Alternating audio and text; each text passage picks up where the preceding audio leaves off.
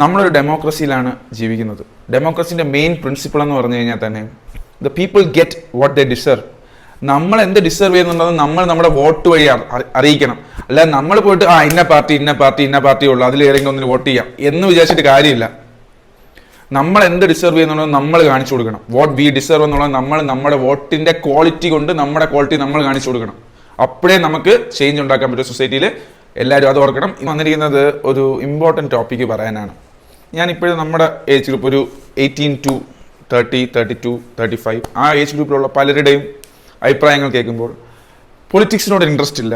Politics നമുക്ക് എന്താ ചെയ്യുന്നത്, what is politics doing for us, എന്തിന് ഞാൻ പോയി വോട്ട് ചെയ്യണം, എന്തിനാണ് ഈ വോട്ടിങ്ങിൻ്റെ ആവശ്യം എന്നുള്ള ഒരു സാധനം ഞാൻ കേട്ടുകൊണ്ടേയിരിക്കുന്നുണ്ട്. പക്ഷെ ആക്ച്വലി എന്താണ് പൊളിറ്റിക്സ്, നമ്മൾ ഫോളോ ചെയ്യണോ വേണ്ടയോ, നമ്മൾ വോട്ട് ചെയ്യുന്ന ആർക്കാണ് നമ്മൾ ചിന്തിക്കണമോ വേണ്ടയോ, അതിൻ്റെ കുറിച്ചാണ് എനിക്ക് സംസാരിക്കാനുള്ളത്.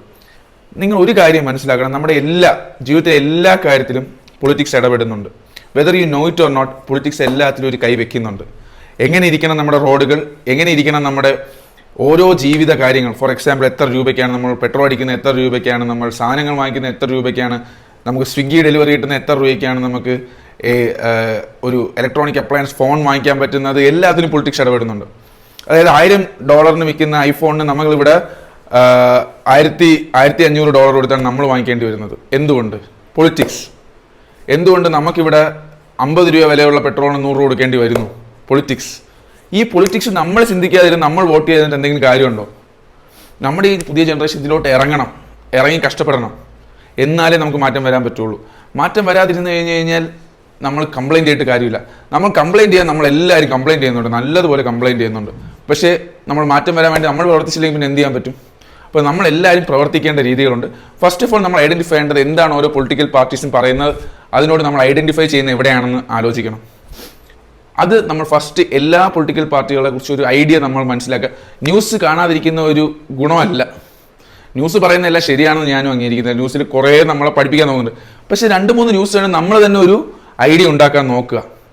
അങ്ങനെ ചെയ്താലേ നമ്മുടെ ജനറേഷന് നമുക്ക് വേണ്ട കാര്യങ്ങൾ, നമ്മളെല്ലാവരും എന്തിനാണ് ഇപ്പോൾ പുറത്തോട്ട് പോകുന്നത്?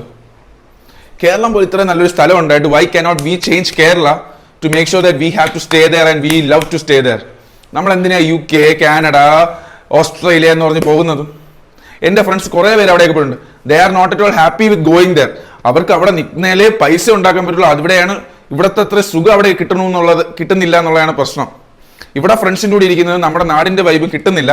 പക്ഷേ for their monetary gain and പൈസ ഉണ്ടാക്കാനും അവർക്ക് സസ്റ്റെയിൻ ചെയ്യാനും വേണ്ടി മാത്രമാണ് പോകുന്നത്. 30 ലക്ഷം രൂപ കടമെടുത്തിട്ട് 25 ലക്ഷം രൂപ കടമെടുത്തിട്ടാണ് UK യിലും കാനഡയിലും ഒക്കെ ആൾക്കാർ പോകുന്നത്. എന്തിനാ പോകുന്നത്? ബിക്കോസ് നമ്മളായിട്ടൊരു ചേഞ്ച് ഉണ്ടാക്കാൻ വേണ്ടി നമ്മൾ 25, 30 എന്ന് പറയുന്നതാണ് ചേഞ്ച് ഉണ്ടാക്കേണ്ട സമയം. ചേഞ്ച് ഉണ്ടാക്കിയില്ലെങ്കിൽ നമ്മൾ എങ്ങനെ രക്ഷപ്പെടും? നമ്മളല്ലേ ചേഞ്ച് ഉണ്ടാക്കേണ്ട ആൾക്കാർ. We are the proponents of change. നമ്മുടെ ഇപ്പോഴും 60, 65 വയസ്സോ 70 വയസ്സുള്ളവർ ഭരിച്ചുകൊണ്ടിരിക്കുക നമ്മൾ. അങ്ങനെ മതിയാ? അതുകൊണ്ട് വോട്ട് ചെയ്യുന്ന ആർക്കാണ്, എവിടെയാണ്, എന്തിനാണ്, അവരുടെ പെർസ്പെക്റ്റീവ് എന്താണ്? വീട്ടിൽ രാഷ്ട്രീയക്കാർ വരുന്ന വോട്ട് ചോദിക്കുമ്പോൾ നമ്മളകത്തിരിക്കേണ്ട അച്ഛനും അമ്മേനെ പറഞ്ഞു വിടരുത്. നമ്മൾ പോയി ചോദിക്കണം എന്താണ് ഇവിടെ നടക്കുന്നത്, what the fuck is happening here. ചോദിക്കണം, ചോദിച്ച് അവരെ കൊണ്ട് തിരുത്തണം. എന്നിട്ട് പറഞ്ഞ കാര്യങ്ങൾ ചെയ്തില്ലെങ്കിൽ അവർക്ക് ശിക്ഷ കൊടുക്കണം, വോട്ട് ചെയ്യാതെ, അവർക്ക് വേണ്ടി വോട്ട് ചെയ്യാതെ അടുത്ത പ്രാവശ്യം. അല്ലാതെ ഒരു ഐഡിയോളജിയിൽ ബന്ധിതമായി പെട്ട് നമ്മൾ ആ ഐഡിയോളജിക്ക് വോട്ട് ചെയ്യുക എന്ന് പറയുന്നത്. ഈ കമ്മ്യൂണിസ്റ്റ് പാർട്ടി ആയിക്കോട്ടെ, കോൺഗ്രസ് പാർട്ടി ആയിക്കോട്ടെ, എല്ലാത്തിലും ഫ്ലോപ്പുകളുണ്ട്, നല്ലതുകൊണ്ട്. അപ്പോൾ എവിടെ വോട്ട് ചെയ്യണം, എന്തിൽ വോട്ട് ചെയ്യണം എന്ന് നമ്മൾ ചിന്തിക്കണം. ചിന്തിച്ച് വോട്ട് ചെയ്യുക. ഇതൊന്നും ഇല്ലെന്നുണ്ടെങ്കിൽ ഏതെങ്കിലും സ്വതന്ത്ര സ്ഥാനാർത്ഥിനെ പിടിച്ചു നിർത്തി വോട്ട് ചെയ്യിക്കുക. ഒന്നും ഇല്ലെങ്കിൽ നിങ്ങൾ ഇലക്ഷൻ നിൽക്കുക. If you think you can change the world, you be in the elections. എന്നിട്ട് വോട്ട് പിടിക്കുക. പറ്റും. We can all do that. We should do that. നമ്മൾ ഇത് ചെയ്യാതെ എത്ര കാലം നമ്മളിങ്ങനെ കുറ്റം പറഞ്ഞിരിക്കും? We can bring the change. We should bring the change.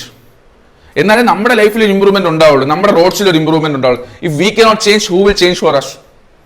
നമ്മൾക്ക് ചേഞ്ച് ഉണ്ടാക്കാൻ പറ്റുന്നില്ലെങ്കിൽ നമുക്ക് വേണ്ടി ആരെങ്കിലും ചേഞ്ച് ഉണ്ടാക്കി തരൂ? നമ്മൾ തന്നെ ഉണ്ടാക്കണം. So we should be the change. Hope we all can be the change. എല്ലാവർക്കും നന്ദി. Thank you so much. Hope you have a great day today. Be the change. എല്ലാത്തിനും പ്രതികരിക്കുക. എവിടെ ഒരു അനീതി കണ്ടാലും വിളിക്കുക, ആരാണ് ഉത്തരവാദിത്തം എന്ന് ചോദിക്കുക, കാര്യങ്ങൾ ഡീൽ ചെയ്യുക. അത് നമുക്ക് പറ്റും ചെയ്യുക. പ്ലീസ്. Cheers guys.